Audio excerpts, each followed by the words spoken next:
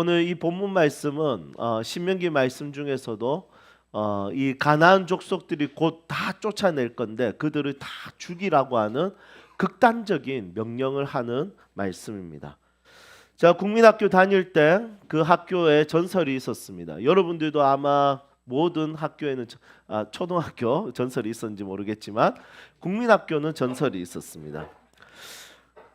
이 학교마다 세종대왕 동상과 이순신 장군 동상이 있었습니다. 그런데 12시가 되면 두 분이 깨어나셔서 이렇게 서로 싸우신다는 이 전설이 있었습니다. 초등학교도 그런 전설이 있었나요? 거의 비슷하네요. 치열하게 싸우셨답니다. 이순신 장군은 칼을 들고 싸우시고 세종대왕은 책으로 싸웠다는데 어떻게 싸우셨는지 책으로 때리셨나요? 어쨌든 이렇게 두 분이 열심히 싸우셨답니다. 그런데 1998년부터 동상이 하나 더 들어서기 시작했습니다. 이 동상은 당군상이었습니다. 전국의 초등학교와 공원에 당군상을 설치하는 운동을 했고 6개월 만에 369개의 당군상이 전국적으로 설치가 되었습니다. 계속해서 설치가 되는데 여러분, 이 당군상을 딱 설치할 때 우리 그리스도인들은 어떤 태세를 취하는 게 옳을까요? 영주 시민교회 최흥호 목사님, 고신측 목사님이십니다. 이 목사님이 몇 명의 장로들과 함께 공공기관의 우상의 동상을 세워지는 것이 하나님이 기뻐하지 않는다라고 생각해서 그때부터 그 동상들을 훼손하기 시작했습니다. 우선 페인트로 막 그림을 그렸습니다. 사진 한번 띄워주시겠습니까? 이렇게 막 나쁜 짓을 한 거죠. 이렇게 페인트로 이렇게 하고 또 그 다음 사진은 좀 잔인합니다. 다음 사진하고 엄마야 예, 목을 날려버는. 여러분 진짜 대단하지 않습니까? 예, 여러분 아침부터 눈 베리게 해서 죄송합니다. 없애주십시오. 네. 이렇게 훼손을 했습니다. 여러분 판결은 징역 1년, 집행유예 2년을 선고받았습니다. 그 당시에 이 사건은 교회가 욕을 엄청 들어먹는 시간이었습니다. 여러분들 어떻습니까? 여러분들 신앙관으로 봤을 때 그렇게 하는 거는 잘한 것입니까? 아니면 못한 것입니까? 오늘 한번 마을 모임 때 토론 한번 해보시죠. 자, 한번 손 들어볼까요? 야, 그거는 너무 조금 그렇다. 너무 극단적이다. 좋습니다. 자, 손 내리고. 하나님 섬기는데 우상이 그렇게 세워지면 그 정도는 해줘야 되지 않나? 요한 형제하고 상훈 집사님하고 예, 이 세 분은 저희 교회 대표가 될 수는 없습니다. 대표적 주장은 될 수 없습니다. 그런데 이 이야기를 한번 들어보십시오. 결과는 최흥호 목사의 사건이 계기가 되어서 그 뒤로는 당군상이 세워지는 것이 망설여졌고 그리고 결국에는 그 운동은 끝이 났습니다. 여러분 분명히 범죄죠. 자기 돈으로 세운 게 아니라 남이 세운 것을, 국가가 세운 것을 마음대로 부수고 하는 것은 범죄 중에 하나입니다. 하지만 결과로 봤을 때는 어떻게 보면 우리 그리스도인들 입장에서 속 시원한 일이지 않을까라는 생각을 할 수도 있습니다. 여러분 우리나라도 정치적으로 민감한 사항이지 않습니까? 정치적으로 민감한 사항 때 나는 이 생각을 가지고 있는데 말하기는 좀 그렇고 근데 누군가가 댓글이나 누군가가 글을 가지고 시원하게 말해줄 때 마음속으로 지지하게 되는 경우가 있죠. 이번에 한 셀럽 목사님께서 정말 유명한 목사님이 우리는 나라를 위해서 투표를 위해서 어떻게 해야 될 것인가 했는데 거기에 대해서 기도해야 됩니다 이렇게 결론을 냈어요. 그런데 댓글이 쫙 달리는데 기도만 한다고 되냐, 기도한다고 뭐하냐, 이제 당장 투표해야 되는데 하나님의 율법과 하나님의 법에 어울리는 지도자가 누구냐 막 이러면서 댓글이 쫙 달리는 거예요. 여러분 그런 댓글들을 보면서 어떤 사람들은 마음이 시원해지는 사람들이 분명히 있을 겁니다. 어떤 분들의 간증을 들어보면 가족 중에 혼자 신앙생활할 때 제사상을 뒤엎은 이야기들 참 많이 합니다. 여러분 그것은 우리 그리스도인으로서 좋은 행동일까요? 나쁜 행동일까요? 여러분 저는 지금 이 시간 이렇게 계속 질문을 던지는 이유가 있습니다. 우리는 기본적으로 그것에 대해서 좀 부담스럽습니다. 폭력적인 거, 극단적인 거, 급진적인 거, 레디컬한 거 우린 좀 부담스럽죠. 그렇지만 오늘 본문 말씀을 보면 그 최응호 목사님을 약간 명분을 주는 그런 말씀처럼 보입니다. 지지해 주는. 이제 가나안 족속, 가나안 땅으로 들어가는데 거기는 7개의 족속이 있었습니다. 그 7개의 족속은 이름도 참 외우기도 어렵더라고요. 그래서 신대원 시험 칠 때 이거 외울 때 진짜 힘들었는데 결국 다 까먹었습니다. 헷 족속, 기르가스 족속, 아모리 족속, 가나안 족속, 브리스 족속, 히위 족속, 여부스 족속 이렇게 7가지 족속이 있는데 이 7개의 족속을 다 죽여버리라고 합니다. 여러분 제가 한번 문헌을 살펴보니까 약 80만 명에서 100만 명 되는 사람이라는 거예요. 그런데 어린아이든 여자든 남자든 전부 다 진멸해버리라는, 죽이라는 거예요. 여러분 이것은 너무 극단적이지 않나요? 사랑의 하나님께서 그렇게 다 죽이라는 명령, 좀 같이 어울려 살고 좀 안 맞아도 어울려 살고 이렇게 해야 되는데 그들에게 너희가 물들 수도 있으니까 다 죽이라고 하는 것은 정말 극단적인 사건이고 어떻게 보면 앞에서 다뤘던 최응호 목사님에게 명분을 주는 그런 말씀인 것 같습니다. 여러분들 어떻습니까? 여러분들의 신앙은 좀 극단적이고 급진적입니까? 아니면 좀 부드럽고 이렇게 좋은 게 좋은 거고 이렇게 양보도 좀 하고 타협도 좀 있고 지혜롭게 균형 잡힌 신앙입니까? 저는 오늘 여러분들과 함께 이 본문을 어떻게 해석해야 될 것인가? 현대 사회에서 살 때는 그리스도인들이 극단적이면 안 될 것 같아요. 폭력적이면 안 될 것 같아요. 그리스도인들이 좀 타협도 하고 온유하고 부드럽고 좀 지혜롭게 잘 맞춰가는 것이 그리스도인의 덕이 되는 시대를 살고 있는 것 같습니다. 어떻게 보면 차별금지법도 그렇지 않습니까? 차별금지법을 반대하는 것은 지성인답지 못하다고 이야기할 때가 있습니다. 여러분 이것에 대해서 어떤 사람들은 완전히 극단적으로 반대하는 사람들이 있고 어떤 사람들은 남의 침대 안에서의 이야기를 어떻게 우리가 함부로 다룰 수 있겠어 하면서 그냥 그 이야기를 그저 그렇게 좋게 포장하는 경우도 있습니다. 여러분 이런 정치적인 문제가 딱 부딪힐 때 말 한마디 꺼내는 것이 쉽지가 않습니다. 여러분 저도 고민이 됩니다. SNS에다가 이순신 장군은 예수님 안 믿었기 때문에 지옥에 갔을 것이다. 그래서 예수님 믿으면 천국 갈 수 있다. 여러분 SNS에 제가 이거 올릴 수 있을까요? 네, 못 올리죠. 예, 올리기가 쉽지가 않습니다. 담대하게 올리고 싶지만 그것은 오히려 지혜롭지 못한 행동이라는 생각이 참 많이 듭니다. 그런데 우리 복음은 배타적이고 극단적이지 않습니까? 예수님 믿으면 천국, 예수님 안 믿으면 죄에 대한 대가를 지불해야 됩니다. 그러면 이런 극단적인 교리를 가지고 있는 배타적이고 독단적인 이런 교리를 가지고 있는 우리가 어떻게 부드럽게 균형 있게 이 세상을 살 수 있겠습니까? 그래서 사실 저는 고민이 많이 됩니다. 우리 사랑하는 세움 식구들은 어떤 신앙을 가졌으면 좋겠을까라고 목회 철학을 정리할 때 정말 고민이 많이 됩니다. 교회 모임을 한 번이라도 더 줄여주는 것이 이 세상을 살아가는 지혜이지 않을까? 아니면 어떨 때는 기도하지 않고 어떻게 이 세상을 이기지? 새벽기도 좀 만들고 쪼리시죠? 여러분 새벽기도 만들고 금요 디너 기도회도 한 달에 한 번 하는 게 아니라 매주 모여서 하고 진짜 극단적으로 매일매일마다 프로그램 돌리고 여러분 이렇게 해야지 세상을 이길 수 있지 않을까? 저도 목사로서 정말 고민이 많이 됩니다.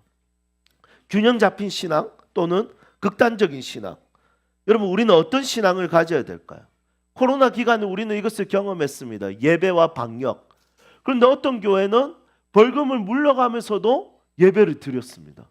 그런데 어떤 교회는 정말 나라에 정말 최선을 다해서 그 이야기에 방역을 지키기 위해서 최선을 다했습니다. 여러분, 결과적으로 어떤 것이 훨씬 더 우리 기독교에게 이루었습니까? 그러면 우리가 기독교적으로 예배를 드리는 것이 맞았습니까? 아니면 방역을 지키는 것이 맞았습니까? 사실은 고민이 많이 되는 영역이죠.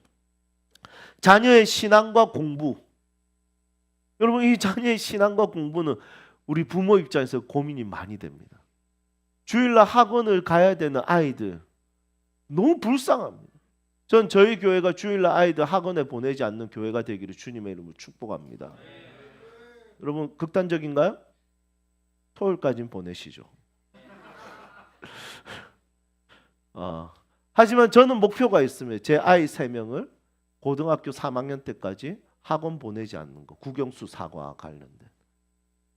학원은 오직 예체능과 관련된 것만 보내는 거. 이게 제 목표입니다. 네. 뭐 저희 애들은 저희 가정에서 자라는 것이 복된 거죠. 네. 그렇게 생각 안 하면 보낸다.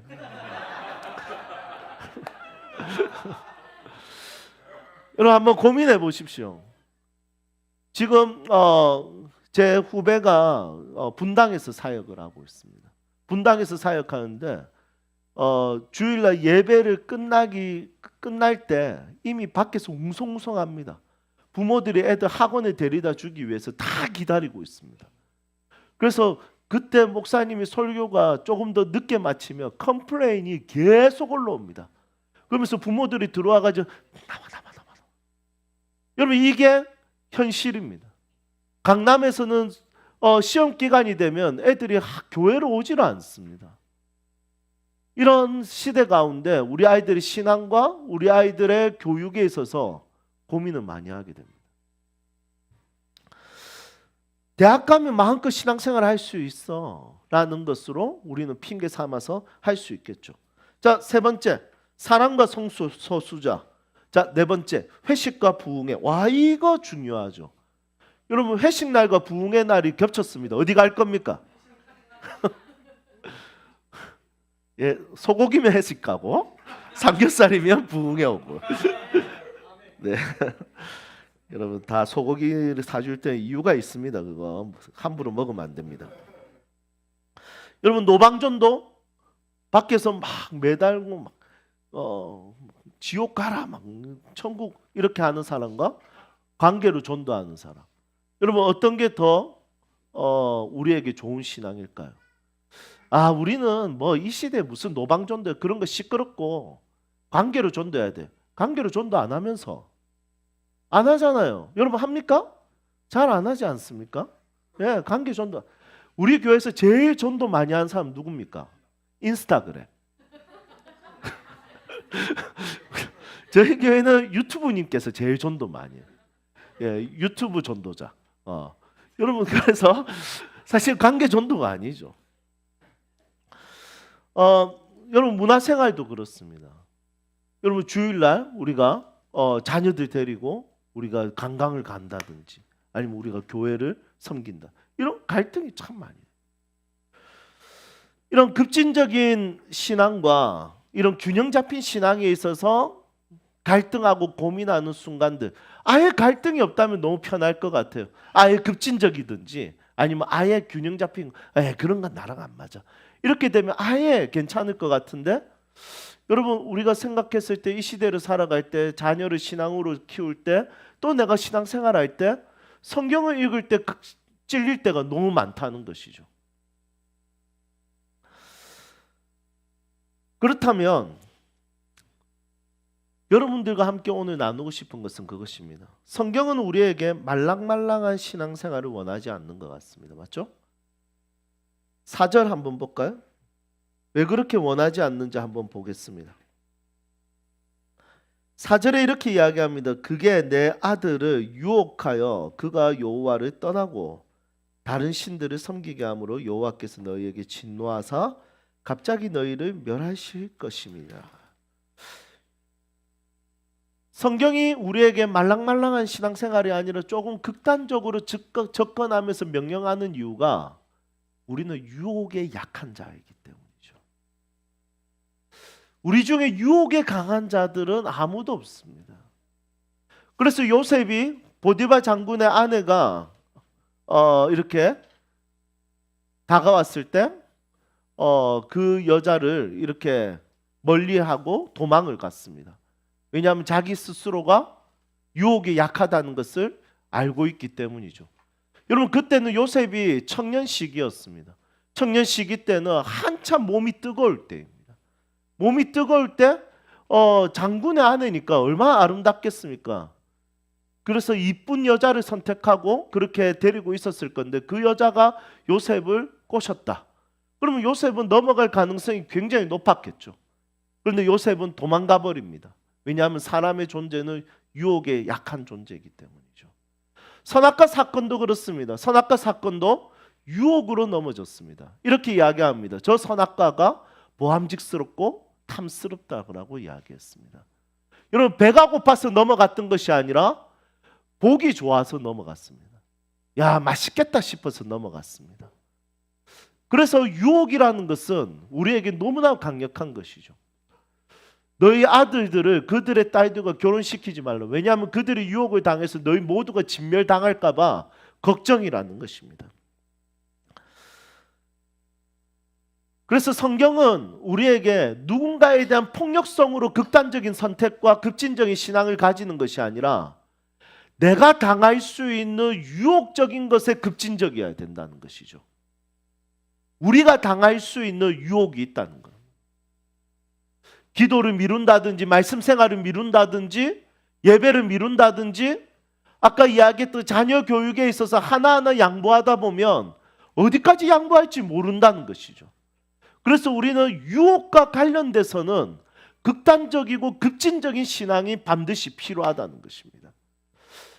여러분, 우리의 삶 가운데는 곳곳의 요소에 유혹적인 요소가 너무 많이 있습니다. 금방 넘어집니다. 여가에 즐길 것들이 너무 많습니다. 하나님을 사랑하는 마음을 다 도둑맞을 가능성이 너무 많은 인생이라는 것이죠. 그런데 이런 우리의 인생 가운데 하나님께서는 극단적이기를 원하신다는 겁니다. 어떤 누군가에게 폭력적인 것은 이 시대에 끝난 것 같습니다. 왜냐하면 사도행전이나 이럴 때 보면 바울은 극단적으로 신앙을 강요하지 않습니다. 바울은 어떻게 하냐면 아세라 그 당시에 로마의 수많은 신들 앞에서도 바울은 복음을 전했습니다. 그것을 다 부셨던 것이 아니라 복음을 전했던 것이죠. 하나님 뜻을 전했던 것입니다. 하나님 자신의 간증을 이야기했던 것입니다. 여러분, 이것은 극단적인 것이 아니라 자기가 가지고 있는 진리를 더 강하게 만든 것이죠. 이제 앞으로는 어떤 시대가 되냐면 앞으로는 우리는 누군가에게 폭력적으로 급진적으로 극단적으로 할 수 없어요. 그렇다면 우리 안에 뭐가 있어야 되냐면 내가 유혹에 넘어지지 않으려는 마음과 그리고 내 안에 분명한 목적과 이유와 진리가 더 크게 자리를 잡아야 된다는 것입니다. 그래서 그것을 없애려고 하는 것이 아니라 더 옳은 것을 전하고 더 예수를 전하고 더 은혜의 이야기를 나누고 내가 경험한 은혜의 이야기를 간증을 그들에게 선포하는 것이 급진적이고 레디컬한 크리스찬이 되는 것이죠. 여러분, 어떻습니까? 여러분들 안에 절대로 양보할 수 없는 정말 하나님께 받은 은혜와 사명과 진리가 여러분들의 마음을 붙들고 있습니까? 아니면 지금 뭐 남에게 할 말이 없어요. 왜냐하면 내 자신이 지금 너무 말랑말랑해.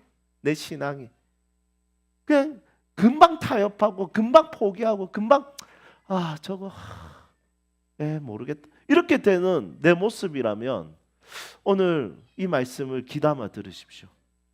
하나님이 원하시는 신앙은 말랑말랑한 신앙이 아니라 내가 유혹 앞에서 또 하나님께 받을 은혜에 대해서 극단적이고 급진적일 필요가 있다는 것입니다. 두 번째로 우리는 하나님께서 우리에게 왜 극단적인 선택을 극단적인 신앙을 가지라는 뉘앙스를 이 말씀에 주셨을까요? 8절 말씀에 이렇게 이야기합니다. 여호와께서 다만 너희를 사랑하심으로 이렇게 이야기합니다. 여러분, 사랑이라는 것은 극단성이 있습니다. 그래서 7절에 보면 이렇게 이야기합니다. 하나님이 우리를 택하신 이유는 우리가 강해서가 아니라, 숫자가 많아서가 아니라, 그리고 8절에 사랑하셨기 때문이다. 사랑하셨기 때문에 위대한 나라를 선택해서 자신을 뽐냈던 것이 아니라 약한 나라를, 극단적으로 노예 출신이었던 그 나라를 선택하셨다는 거죠. 야, 그거 사랑할 대상이 아니야. 하필이면 그런 나라를 사랑해? 하나님의 이름이 욕보일 수도 있는 그런 나라처럼 보일 수도 있습니다. 그런데 하나님은 이스라엘을 사랑하셔서 선택하셨다는 거죠. 여러분, 사랑에는 극단성이 있습니다. 내가 내 자녀를 사랑하기 때문에 극단성이 있다는 것이죠. 내가 누군가를 사랑하기 때문에 극단성이 나타난다는 것입니다. 그래서 예수님도 우리를 사랑하셨기 때문에 극단적인 선택, 십자가에서 죽으심을 선택하셨습니다. 이것이 우리에게 보여주신 예수님의 사랑의 극단성이라는 거죠. 그분의 사랑은 약한 자, 실패한 자, 버림받은 자들을 향했고, 결국엔 십자가에 못 박혀 죽으심으로 해서 사랑의 극단성을 우리에게 보여주셨습니다. 그러면서 우리는 하나님의 질문에 대답해야 됩니다. 너희는 나를 사랑하느냐? 여러분, 사랑을 표현할 수 있는 가장 중요한 방법이 뭐냐면, 가장 위대한 방법은 뭐냐면 극단적인 것입니다. 이 극단적인 표현은, 여러분, 이것은 사랑을 잘 표현하는 것이죠. 여기 저희 아내가 있습니다. 제가 아내한테 사랑을 표현할 때, 여러분, 뭐 미지근하게 표현하면 어떻습니까? 아내 사랑해. 뭐 그게 사랑이겠습니까? 여러분, 극단적이어야 되지 않겠습니까? 막 목걸이 사주고 막 내 숨겨놨던 내 용돈 다 모아가지고 이거 뭐 아내가 가지고 싶은 거 딱 준비해서 꽃다발하고 같이 해가지고, 이 세상에 아내가 제일 이쁘고 제일 사랑스럽고 제일 위대하고 나랑 살아줘서 고맙고, 그러면서 꽃을 딱 갖다 주면서, 여러분, 이렇게 해야지. 어떻습니까? 여러분, 저희 아내가 세상에서 제일 이쁜가요? 너무 극단적인 표현 아닙니까? 제일 이뻐요. 여러분, 극단적으로 표현할 때 사랑은 표현이 된다는 것이죠.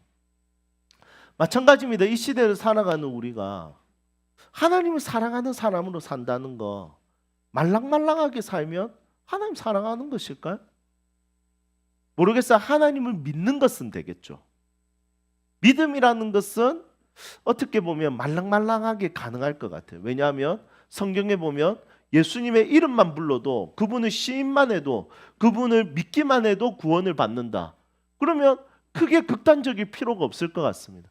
그런데 성경에 나와 있는 사랑이라는 개념은 굉장히 극단적이고 굉장히 레디컬하다는 것이죠. 여러분들이 하나님 사랑한다면 극단적인 표현이 있어야 되는 것입니다. 우리가 모든 영역에서 극단적으로 사랑을 표현하기 좀 부담스러울 수도 있습니다. 막 직장에 가가지고 아침마다 사람들한테 인사할 때 God bless you! 하나님은 여러분들을 사랑하십니다. 여러분, 직장인들에게 그렇게 극단적으로 표현할 수 있을까요? 부장에게 가가지고 부장님, 제가 기도했습니다. 부장님 무조건 잘 될 겁니다. God bless you. 예수 믿고 천국 갑시다. 안 가면 지옥 갑니다. 여러분, 사실은 모든 영역에서 극단적으로 우리가 신앙생활을 표현한다면, 사랑을 표현한다면 우리가 사실 사회생활이 쉽지가 않을 겁니다. 그렇지만 적어도 한 가지 부분에 있어서는 극단적인 선택을 할 수 있어야 됩니다. 그래서 이들에게 말했던 것에 대해서 하나님께서 정말 중요하게 여기는 것이 결혼하지 마, 이거였어요. 결혼하는 순간 끝이야. 그러면 너희도 유혹받아. 이 결혼에 대해서는 사랑의 표현에 대해서 확실하게 선을 끊는 것을 보게 되었습니다. 저는 오늘 이 말씀을 여러분들과 나누면서 제 성향과 제 신앙의 성향과 맞지 않아서 고민을 많이 했습니다. 저도 목회를 오래 하다 보니까 어느 순간 보니까 좋은 게 되었습니다. 뭐 주일 안 와도 되지 뭐 다음 주에 오겠지 이렇게 생각하고 뭐 금요 디너 기도에 뭐 이렇게 뭐 안 와도 되지 뭐 다음 달에 오겠지 이렇게 제자 훈련 저희 교회 제자 훈련 열심히 했지 않습니까? 근데 지금 코로나 이후로 안 했거든요. 왜냐하면 제자 훈련 신청 받을 때 스트레스 지원 안 해서 그냥 이럴 바에 그냥 없애자. 그래서 없앴. 여러분 말랑말랑해지는 목회에 있어서. 그런데 안식이라는 주제를 가지고 오늘 이 본문 말씀을 생각했을 때는 진짜 안식하는 방법은 아예 한쪽으로 치우치는 내 마음이 두 개가 되지 않는 거예요. 그러면 별로 고민할 필요가 없습니다. 난 주님을 따르리라. 1999년 4월에 있었던 캐시 버넬이 콜럼바인 고등학교에서 갱들이 Do you love인가? 너 Do you believe인가? 너는 하나님 사랑하느냐? 그때 캐시 버넬이 앞도 뒤도 돌아보지 않고 Yes라고 대답했다. 그 Yes라는 그 말 한마디가 너무 극단적이지 않습니까? 그렇죠. 캐시 버넬은 그 상황에서 하나님을 사랑하는 마음을 가장 잘 표현했던 방식. 여러분들 삶 가운데 어떤 영역에서 어떤 부분에서 하나님을 사랑하는 부분에 있어서 극단적인 신앙의 색깔을 가지고 있는 부분이 있습니까? 저는 오늘 이 말씀을 통해서 여러분들이 도전하고 싶습니다. 여러분들 삶에 꼭 한 가지 이상은, 많으면 더 좋죠. 그렇죠. 우선 한 가지라도 시작해 봅시다. 그 한 가지를 가지시기를 주님의 이름으로 축복합니다.